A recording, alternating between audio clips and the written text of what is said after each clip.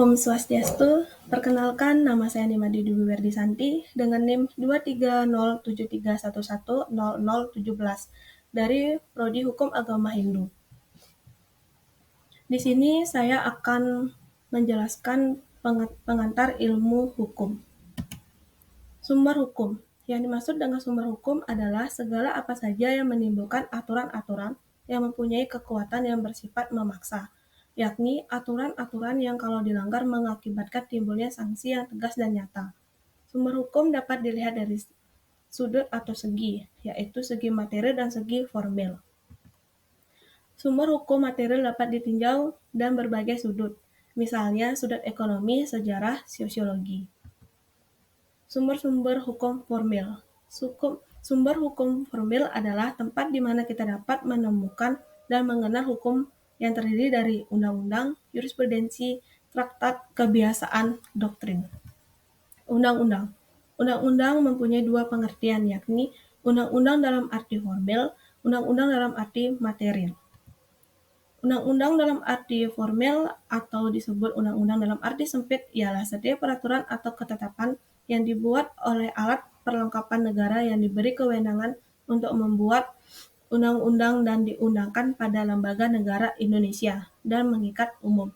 Sedangkan undang-undang dalam arti material atau disebut juga dengan undang-undang dalam arti luas ialah setiap peraturan atau kepentingan yang isinya mengikat kepada umum semua orang.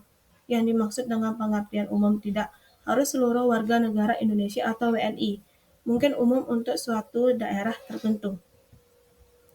Untuk membedakan antara undang-undang dalam arti material, biasanya digunakan istilah sendiri, yaitu untuk undang-undang dalam arti formil dengan sebutan undang-undang, sedang untuk undang-undang dalam arti material dengan sebutan istilah peraturan.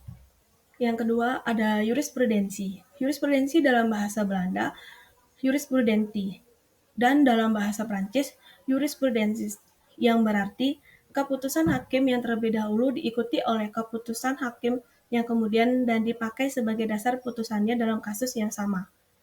Jurisprudensi disebut juga keputusan hakim dan keputusan pengadilan.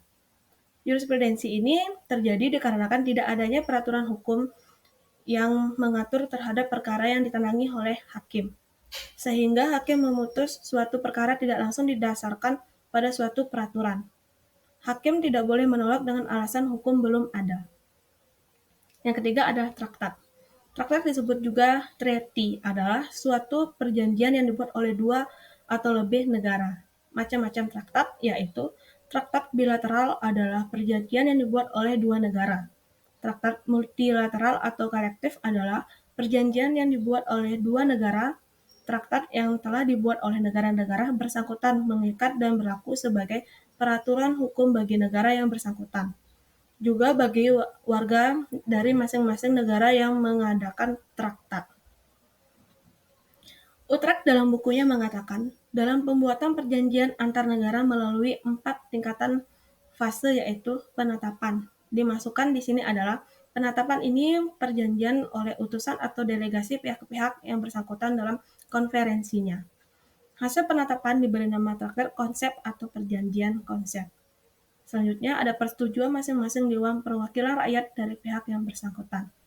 Ada ratifikasi atau penegasan oleh masing-masing kepala negara, dan yang terakhir ada pelantikan atau pengumuman. Selanjutnya ada kebiasaan.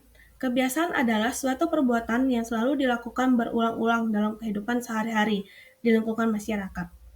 Kebiasaan yang ditaati dan diakui kebenarannya oleh anggota masyarakat dan terbukti selalu dilakukan berulang-ulang sehingga lama-kelamaan menjadi peraturan yang disebut hukum tak tertulis atau disebut juga hukum kebiasaan. Untuk timbulnya hukum kebiasaan harus dipenuhi syarat-syarat tertentu. Yang pertama harus ada perbuatan manusia yang sama dalam keadaan yang sama pula dan masyarakat setempat harus selalu mengikutinya. Yang kedua, harus adanya keyakinan bahwa perbuatan yang dilakukan adalah benar, sehingga merupakan suatu kewajiban untuk melakukannya. Yang terakhir ada doktrin.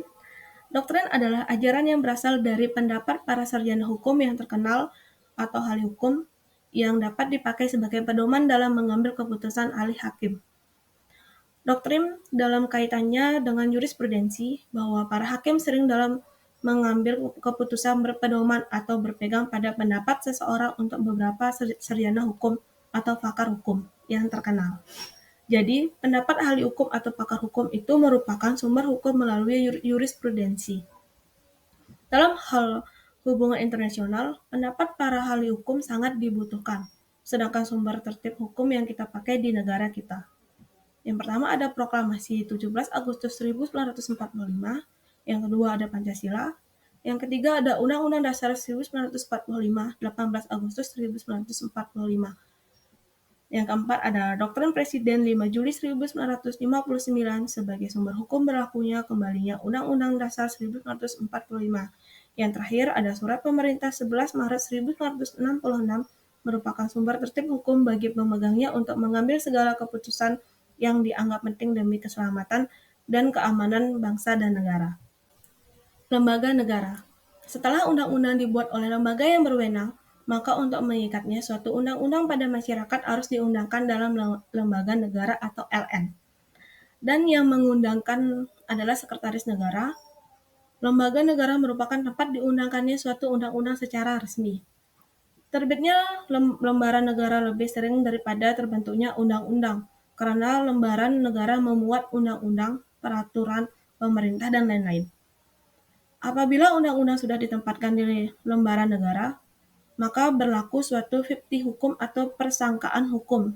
Setiap orang dianggap telah mengetahui adanya suatu undang-undang. Sekian penjelasan penghantar hukum Indonesia dari saya. Saya ucapkan terima kasih. Om Santi Santi Santi Om.